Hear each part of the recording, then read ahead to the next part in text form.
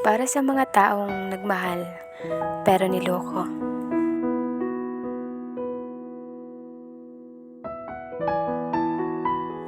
Nang maging tayo, hindi masukat ang sayang drama ng puso.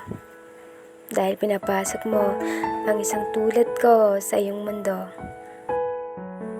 Mula nung pinangako ko na mamahalin kita ng totoo, wagas, kahit ang relasyon ay hindi perpekto nang hindi ka magustuhan ng pamilya ko.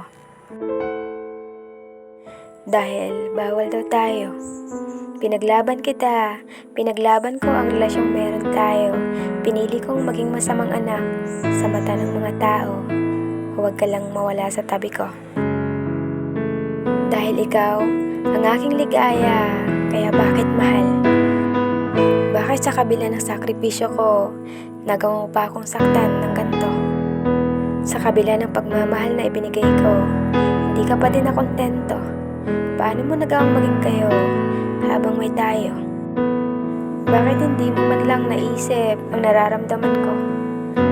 Ano pa bang kulang sa akin at nagawa mong durugin ng ganito? Hindi ba't mahal? Ang ginawa ko lang naman ay mahalin ka ng totoo. Bakit mahal? Paulit-ulit kong tanong, paano mo ako nagawang saktan?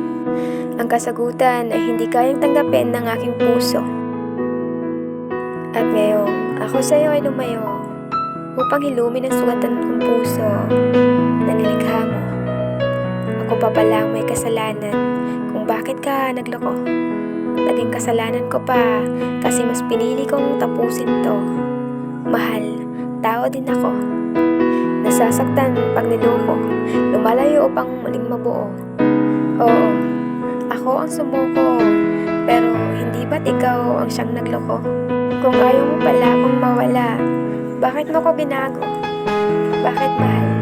Hanggang ngayon mahal pa din kita. Yung sugat na likha mo, heto pa din, sariwa pa. Mahal, dinurog mo ako. Ang sakit-sakit ng ginawa mo. Tapos sasabihin mong kasalanan ko kasi ako yung sumuko. Mahal, sinaktan mo ako, kaya wag mo namang sabihin ako ang naging mahina na sumuko na lang basta-basta.